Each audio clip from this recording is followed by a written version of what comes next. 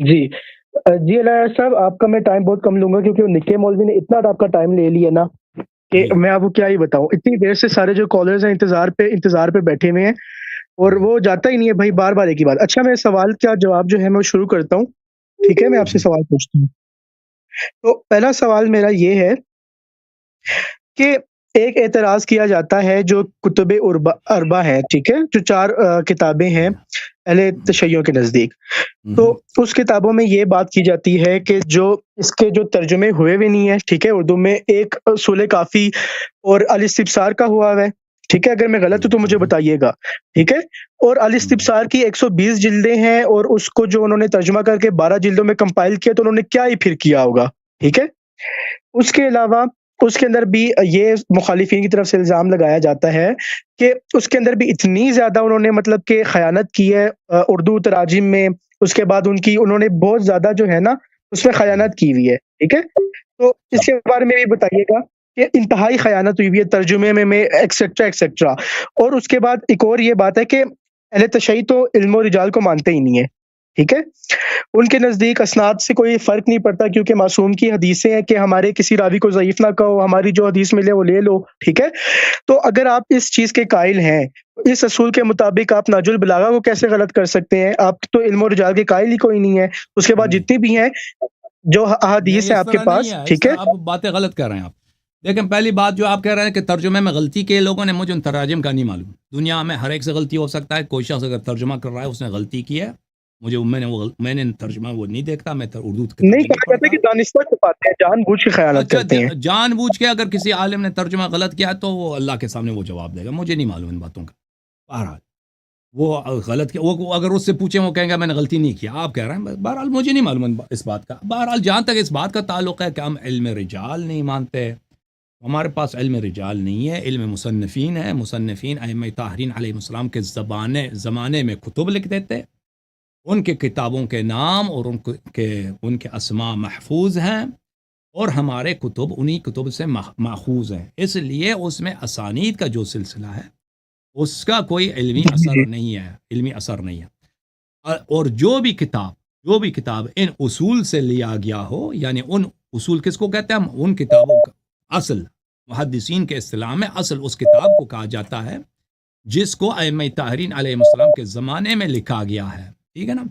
تو اگر ان اصول سے لیا گیا ہے تو وہ کتابیں صحیح ہیں۔ نہج البلاغہ کے متعلق یہ آپ کی خدمت میں عرض کروں کہ نہ اس کے مصنف نے ادعا کیا ہے اور نہ کسی شیعہ محدث نے ادعا کیا ہے کہ یہ ان اصول سے ماخوذ ہے۔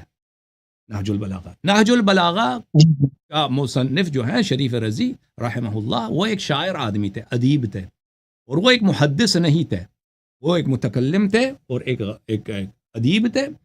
اور انہوں نے نہ خود ادعا کیا نہ کسی دوسرے نے ادعا کیا کہ انہوں نے صرف شیعہ اصول سے، شیعہ کتب حدیث سے احادیث اخذ کی ہیں۔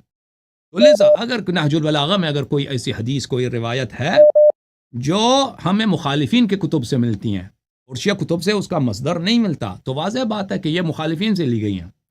اور شریف رضی کے کتب میں وہ ادھر مثلا ان کی کتاب المجازات النبویہ صلی اللہ علیہ وآلہ وسلم، اس میں اکثر احادیث انہوں نے مخالفین کے احادیث نقل کی ہیں، اور اکثر ایسے احادیث بھی نقل کیے ہیں جو بالکل شیعہ عقائد کے خلاف ہے۔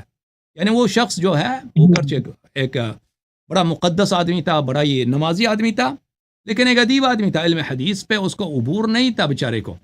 تو اس لیے اگر اس نے مخالفین سے کوئی، یعنی شعبی سے یا حسن بصری سے، یا اللہ آپ کا بھلا کرے علی ابن مدینی، ان لوگوں سے کوئی روایت نقل کرتا ہے تو وہ شیعوں پہ حجت نہیں ہے۔ سمجھ میں آئی بات آپ کو؟ اچھا، ایک بات میں ایڈ کروں گا اور اس کے بعد میں رخصت چاہوں گا۔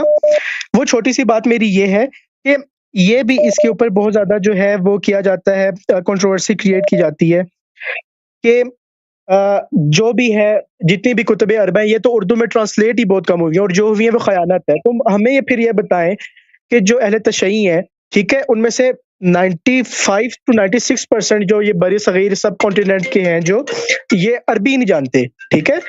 تو ان لوگوں نے پھر کیا پڑھی ہیں کتابیں؟ تو ان کے مولویوں نے، انہوں نے کیا کتابیں پڑھی ہیں؟ اگر حوزوں میں آپ کہتے ہیں کہ پڑھائی نہیں جاتی، دیکھیں تو اردو پھر یہی زبان وہ میں سن سنا کے سنی اگر والا کتاب، عقیدہ ہے نا کہ اگر جی علماء بولیے۔ نے اردو کتاب میں ترجمہ نہیں کیا ہے، شرح نہیں کیا ہے، تو علماء کی کمزوری ہے، اس میں مذہب کا کوئی قصور نہیں ہے۔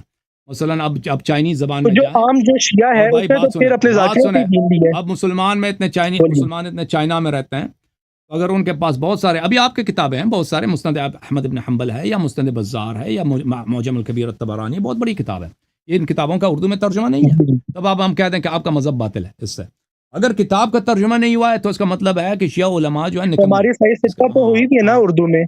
آپ کی تو آپ کی جو 4 اصولی کتابیں وہی نہیں ہوئی ہوئی. مجھے نہیں معلوم اس کا، تو اس کا ہونی چاہیے. اگر شیعوں نے نہیں کیا، شیعہ مولویوں نے نہیں کیا، تو میں ہمیشہ کہتا ہوں کہ شیعہ مولوی جو ہیں تو انہوں نے میرا دین کی دیکھیے میرا اپنے پوائنٹ یہ ہے کہ مذہب اگر کی یہ انہوں لوگ نے یہ کتابیں خدمت. پڑھیں گے دیکھیں تو ان پہ حق بھائی واضح صاحب ہوگا. علمی بات کرو. اس سے شیعہ مذہب کا کوئی تعلق نہیں ہے. اگر شیعہ علماء نے مثلا حدیث کا ترجمہ نہیں کیا تو اس میں اس کا مطلب یہ نہیں کہ ابوبکر عمر یہ خلفائے رسول صلی اللہ علیہ وسلم ہے، یہ آپ کا مذہب حق ہے. ٹھیک ہے نا؟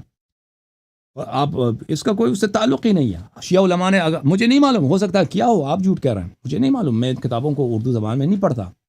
اگر ان لوگوں نے ترجمہ نہیں کیا تو ترجمہ نہیں کیا تو کوئی ترجمہ کر لے. ہم یہی ہمیشہ کہتے ہیں کہ نوجوان حدیث سیکھیں، حدیث اشاعت کریں، حدیث پہ تحقیق کریں، حدیث کی کتابیں کے شروح لکھیں، ان کی جو ہے چیک اپ کریں، یعنی پیر ریویو کریں.